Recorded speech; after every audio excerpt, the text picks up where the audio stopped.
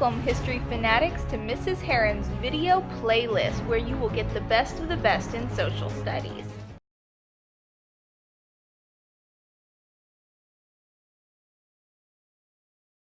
Despite many believing that Johnson would be hard on the South, he wanted to carry out a more lenient plan, similar to Lincoln's.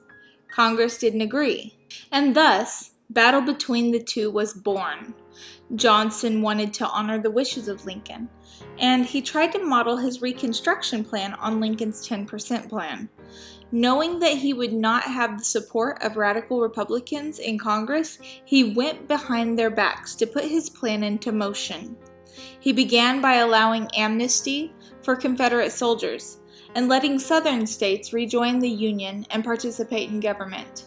His only requirement was that they would be forced to abolish slavery in their state and ratify or sign support for the 13th Amendment. The 13th Amendment would abolish slavery and force labor nationwide. By the end of the year, most Southern states met both of these requirements and were able to rejoin the Union. This meant that many of the Southern senators and government officials were Confederate leaders that were voted in by white Southerners. Congress was less than amused and began to refuse to allow the new senators to participate in government. They also decided to go behind Johnson's back and put a new plan into action in the South. One of the issues Congress had with the Southern governments was that they began to pass strict laws in the Southern states that were designed to harm African Americans. These were called Black Codes. These laws were eerily similar to slavery, and they restricted many of the rights for the freed men. Some included making it illegal for African Americans to vote on or serve on juries. Others forced African Americans to work off debts to pay for their court fines. The radical Republicans grew more and more angry with these Black Codes, and they began to fight harder for the rights of freed men in the South, beginning with the right to vote. In 1866, Congress passed the Civil Rights Act of 1866, which gave citizenship and civil rights for African Americans.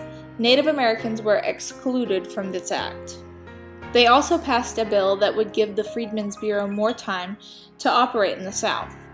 President Johnson vetoed both, but Congress has the power to overturn a veto with the support of 2/3 of the House of Representatives. Thus, both bills passed and became law. Aside from these, Congress also wrote a 14th Amendment to the Constitution, granting all people born or naturalized in the United States citizenship, meaning they would have full rights and protections under the law. It failed at first, but was later passed in 1868. The 14th Amendment also gave limited voting access to African American males over the age of 21. However, voting restrictions would be strictly enforced throughout the next century. The new voting laws enraged many Southern police and whites, leading to the deaths of many African Americans in Memphis and New Orleans. Congress responded to the violence by passing even stricter requirements on the Southern states. By 1867, radical Republicans were in charge of a greater majority of government, leading them to begin their own plan for Reconstruction, known as Radical Reconstruction. Their first order of business was to remove all government officials who would not support the 14th Amendment from office in the Southern states. These same states were placed under military rule until they wrote a new state constitution and agreed to ratify the 14th Amendment, as well as allowing African Americans to vote in the South. This new military-led government ensured Southern blacks could register to vote, sometimes resulting in more black voters than the whites.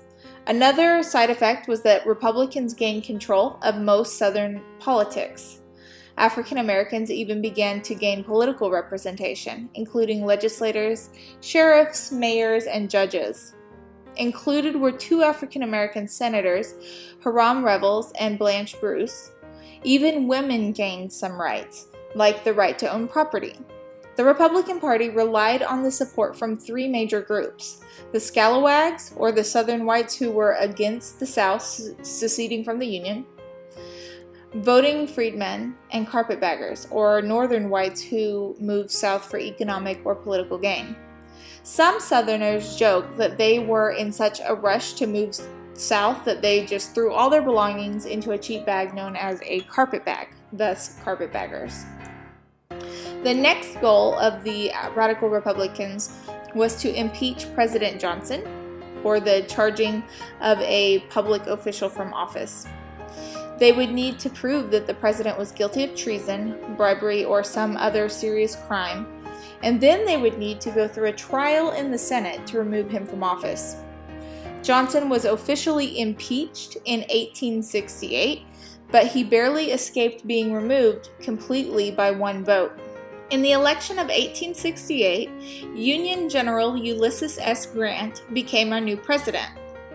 500,000 African Americans voted in that election in the South.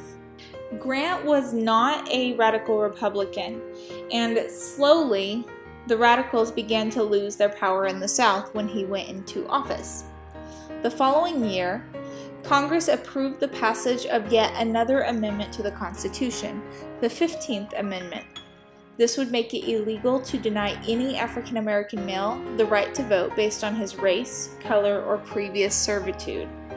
Many Southern African Americans argued that the law was restrictive because it didn't prevent Southern states from requiring voters to own property or pay voting taxes.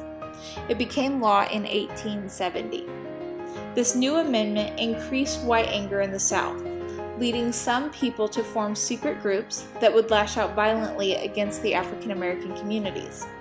The most famous group to form during this time was the Ku Klux Klan. They would wear white robes that entirely covered their face, terrorize African American communities and households, burn crosses, and make threats against voters.